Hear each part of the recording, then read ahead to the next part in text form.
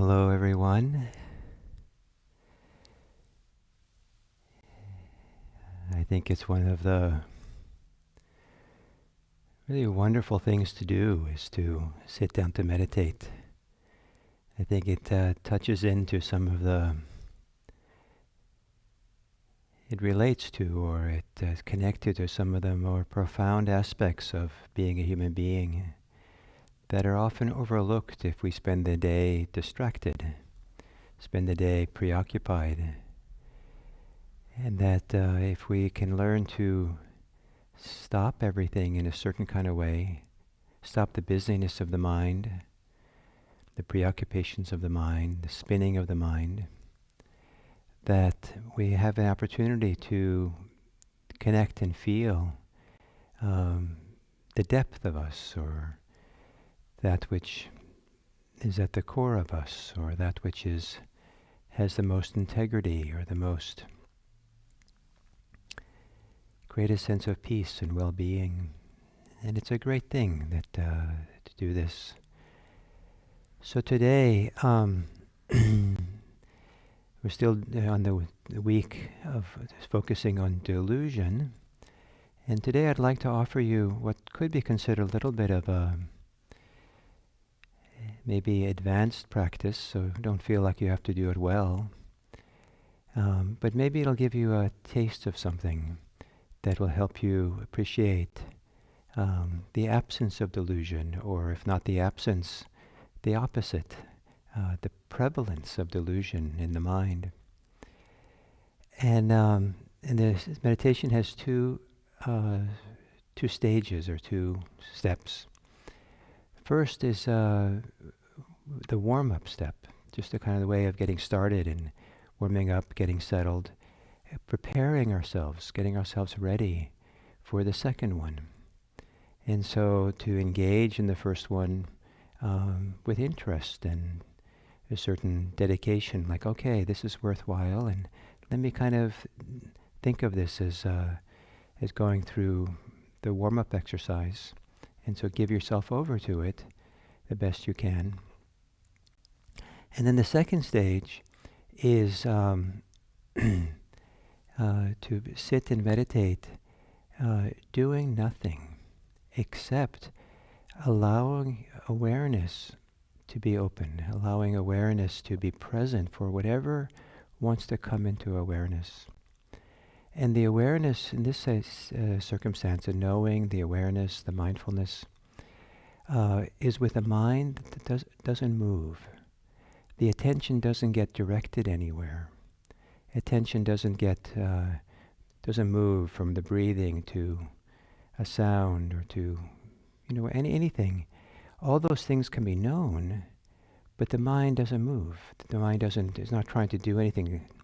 It's just there, doing nothing. And what that can allow us to do is to see how much the mind wants to move, how much the mind goes this way and that way, how much desires are operating, aversions are operating, and delusion. And in fact, the theory or the idea is that anytime the mind has greed or aversion and moves for that reason, and there's some delusion that's operating, and perhaps even just theoretically or hypothetically, anytime the mind moves to go someplace or to pick something up or to avoid something or analyze something or fix something, that maybe there's a little bit of delusion operating there. The delusion that the mind is not capable of having profound peace by itself. So something like that. So 2 stages of meditation today. So for this first step, assume maybe your regular meditation posture, with giving some care and attention to establish yourself in that posture, making small adjustments to kind of get yourself aligned and attuned to your body from the inside out.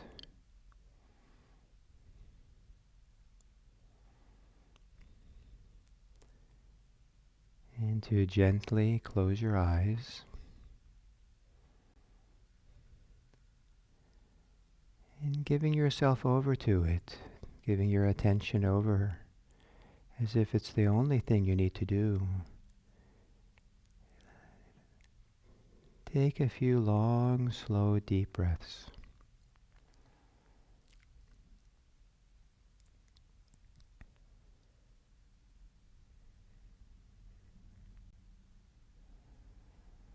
And then as you exhale deeply, fully, relax the body, especially the shoulders.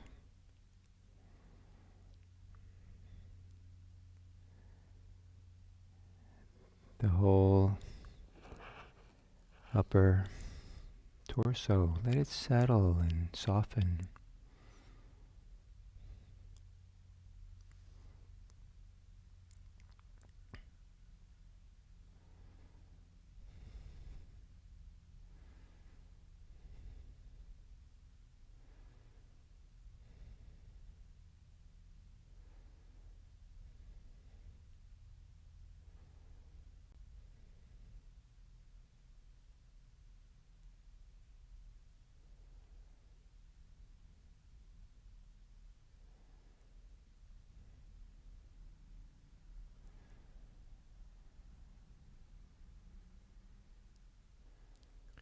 And then letting your breathing return to normal.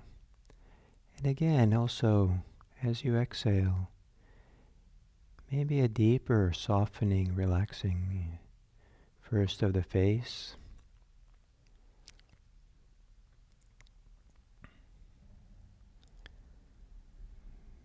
maybe more in the shoulders,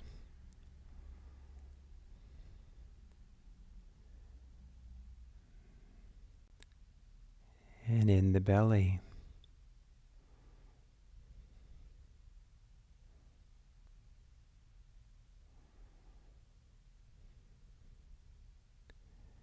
And perhaps as you exhale, you can also quiet the thinking mind.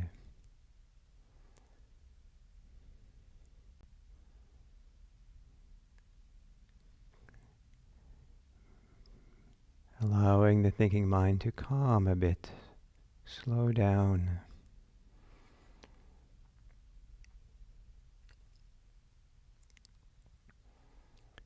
And as you exhale, relaxing the thinking muscle, the tension, pressure to think.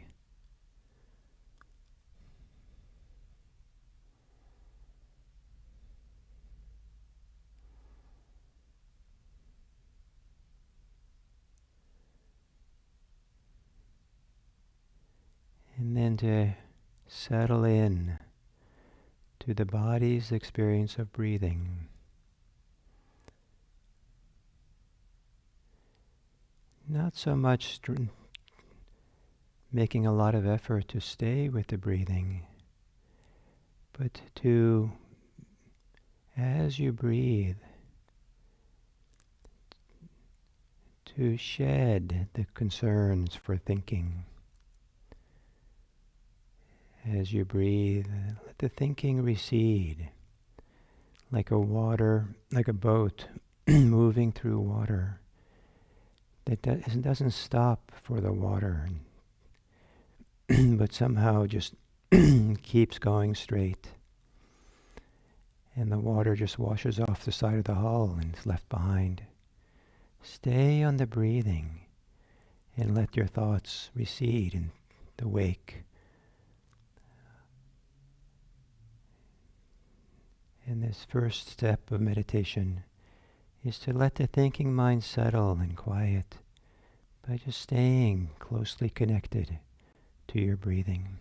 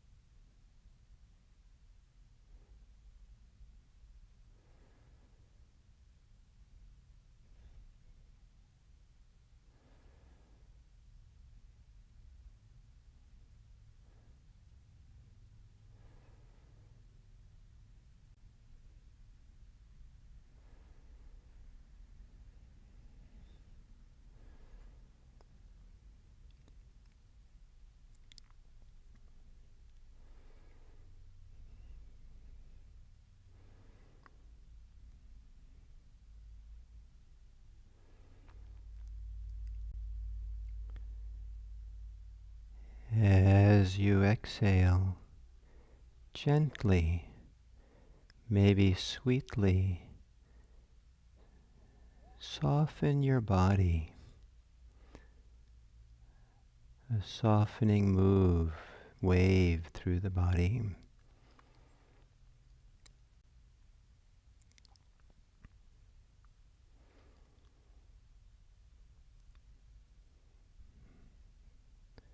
And as you exhale, gently, sweetly, a softening wave through the mind.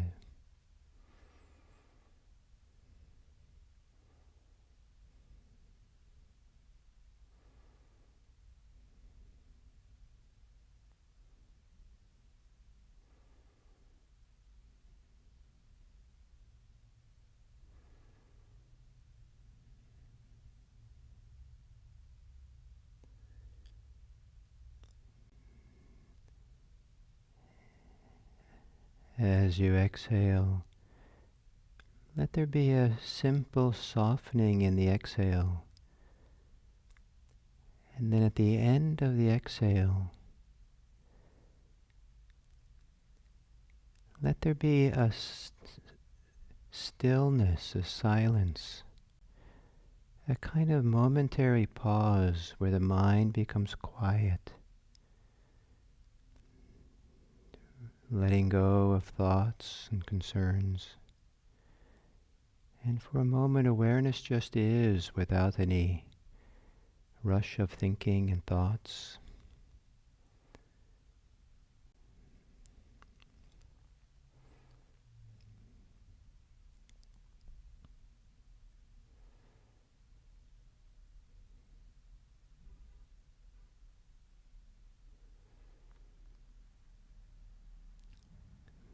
The moment at the end of the exhale, maybe the mind is quiet, like it would be if you were going to listen to a faint sound far in the distance. A quiet, a stillness.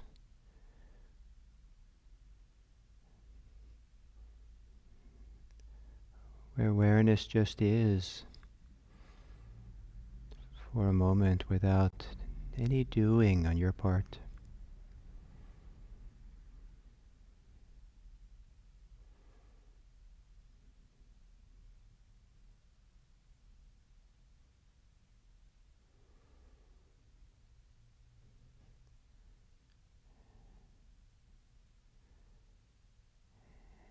And that pause can be quite momentary, but perhaps you can then maintain this quiet, still mind as you inhale. Maybe it's a gentle receiving of the inhale.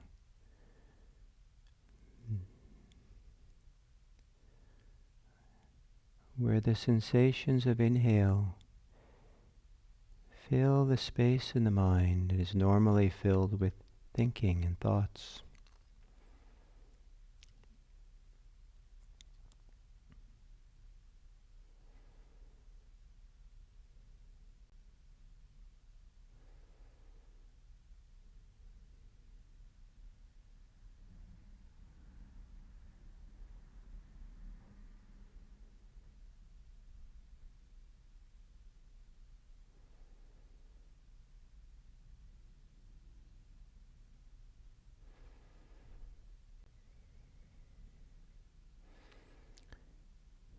Seeing if you can let the mind, the awareness, consciousness, be still and quiet. Noticing that aspect of consciousness where there's no work, no engaging in activity of being conscious or doing awareness. We're breathing in and breathing out. is allowed to simply appear in consciousness.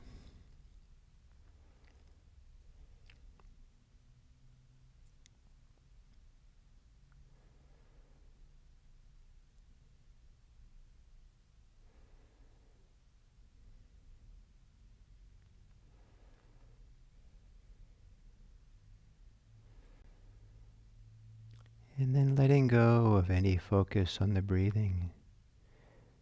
See if you can let go of any doing in the mind. And if you start thinking, that's a doing. If you intentionally focus on the breathing, that's a doing. And rather than doing anything, it's more like the mind is just very still, quiet, peaceful. Nothing to do. As experience appears in consciousness. Breathing might appear, sensations might appear, sounds, without any preference for what appears. Settle back into the still, quiet mind with nothing to do, but where consciousness, in consciousness, present moment experience simply appears and maybe disappears.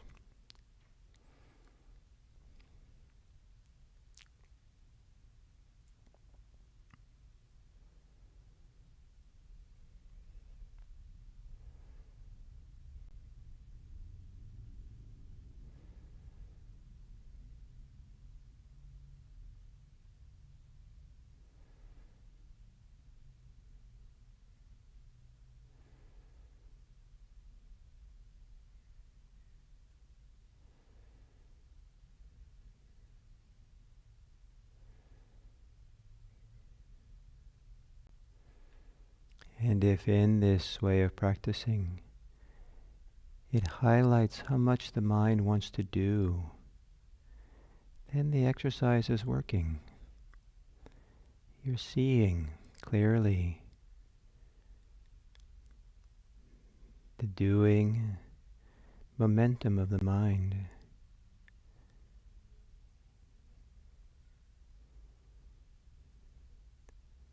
But see if you can see if you can rest behind it or underneath it to that place where consciousness doesn't need to do anything. Consciousness just is. And it's aware of the things that come and go, including the tendency to do.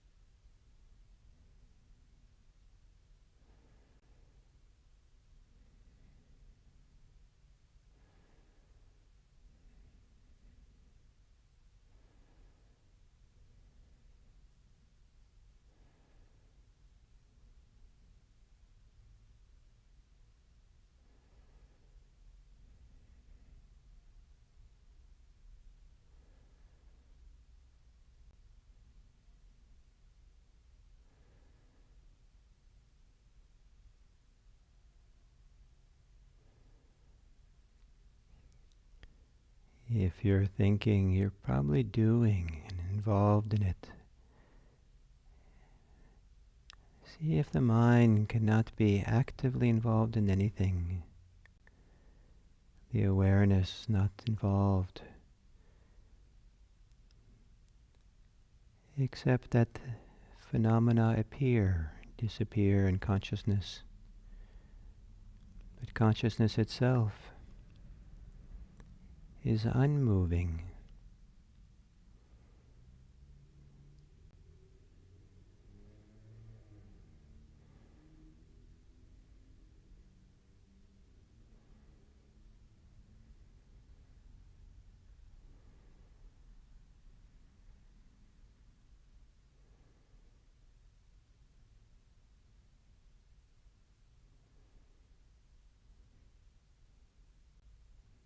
Awareness is not directed anywhere. It's just very quiet and still with a 360-degree range of perception.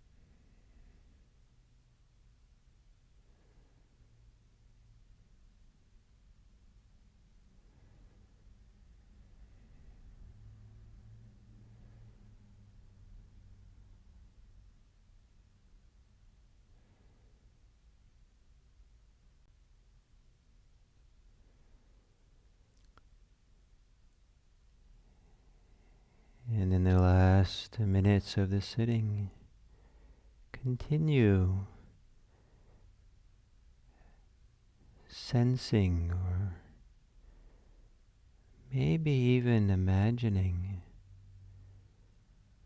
the sweetness of consciousness which is at rest in itself, that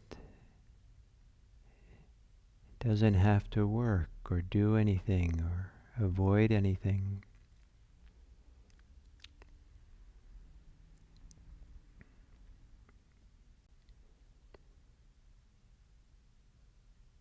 consciousness or the mind is as at ease and peaceful and unmoving as you've been in the best times of your life of being at peace or at rest.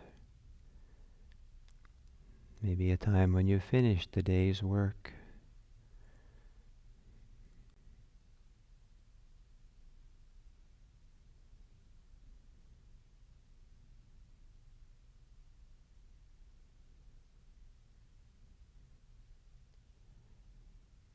And then perhaps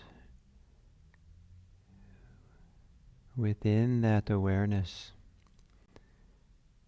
you might feel or search for a place of sweetness, tenderness. Some people might call it inner goodness.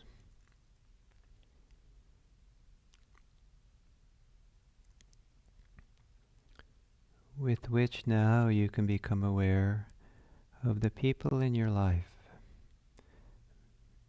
Those you know, those you don't know. People spreading out from where you are now, out across the lands, across the oceans, into the lands of other continents.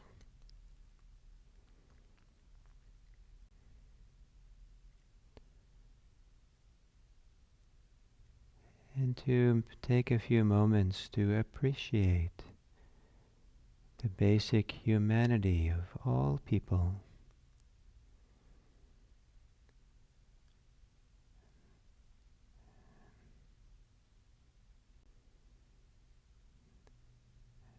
And to offer a basic goodwill, well-wishing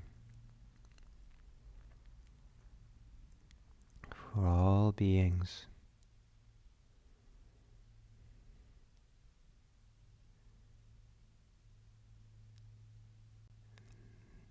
And perhaps a wish for yourself that you could be peaceful, settled enough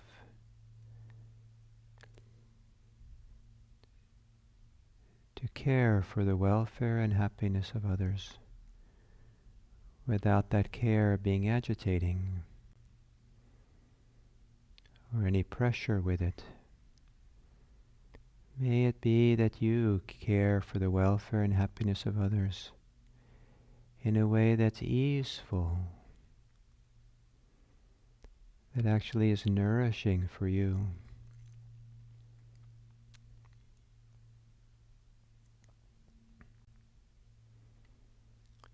And with this ease, wishing, may all beings be happy.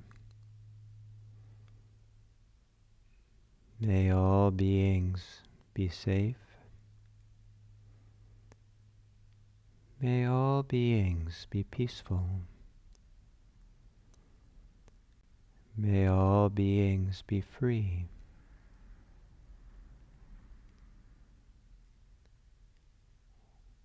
And may you contribute to this possibility.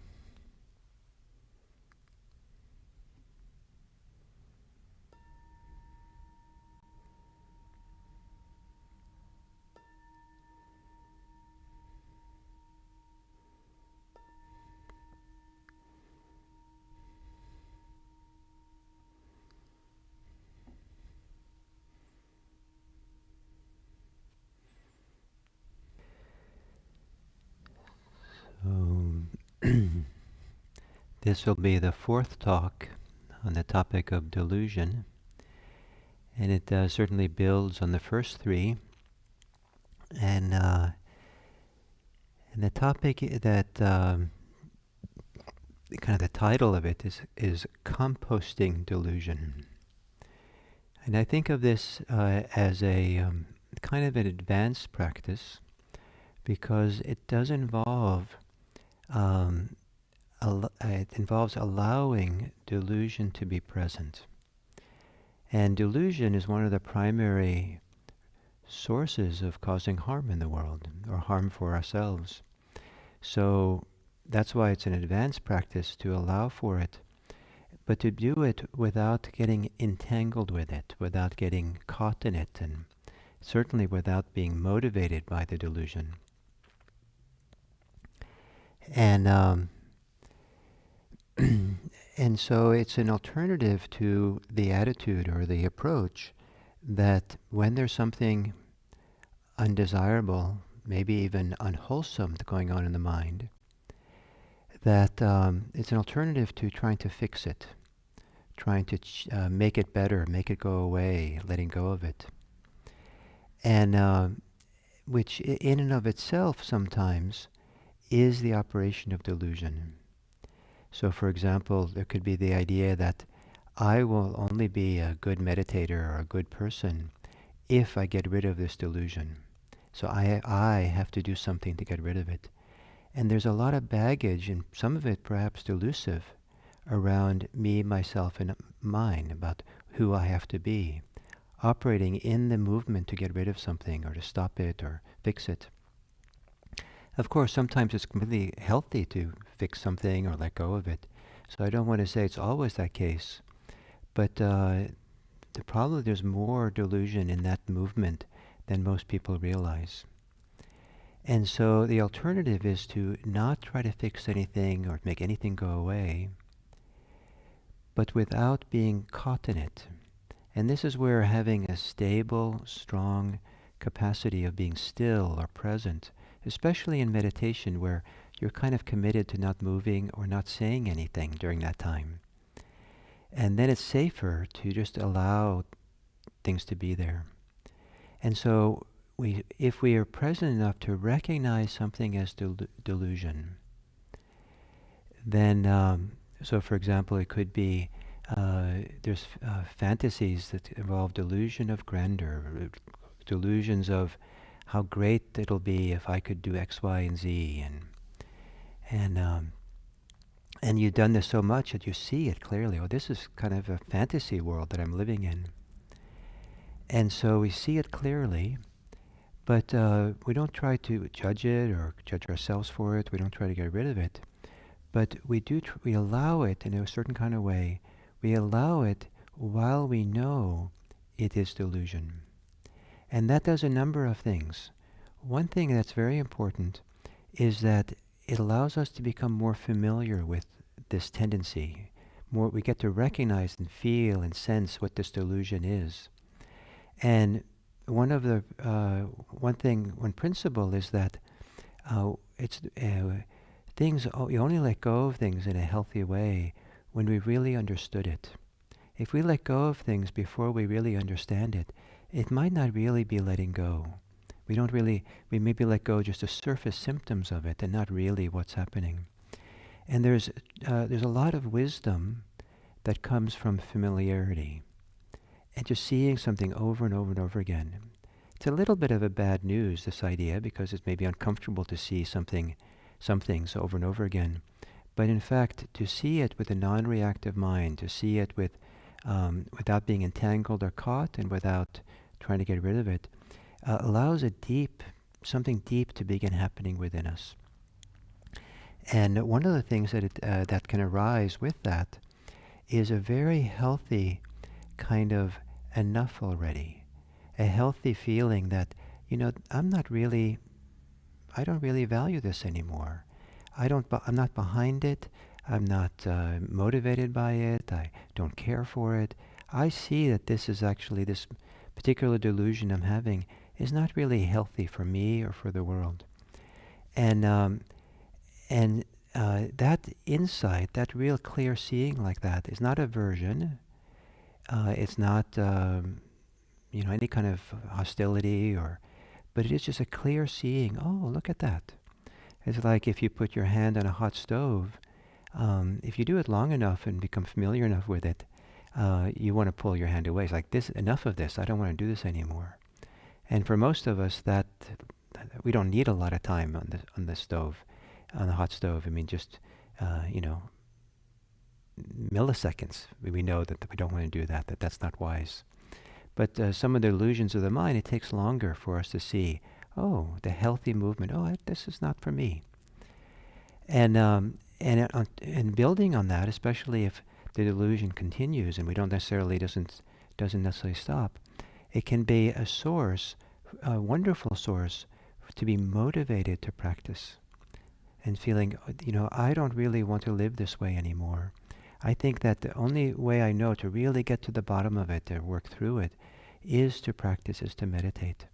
And so a person might dedicate themselves to meditation or a contemplative life for a while so that they can really tap into something deeper than the surface mind of delusion and preoccupations that maybe we've been living in.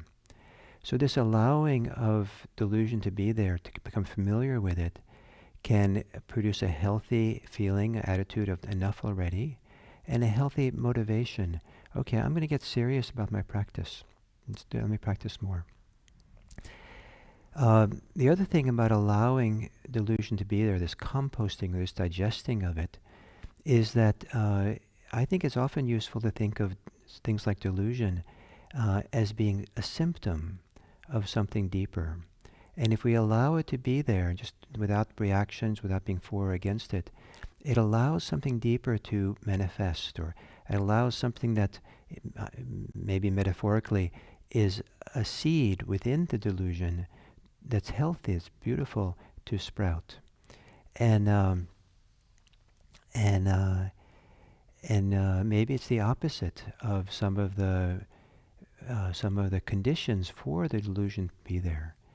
Maybe some of the conditions for delusion is anxiety, or loneliness, or insecurity, or very strong desire.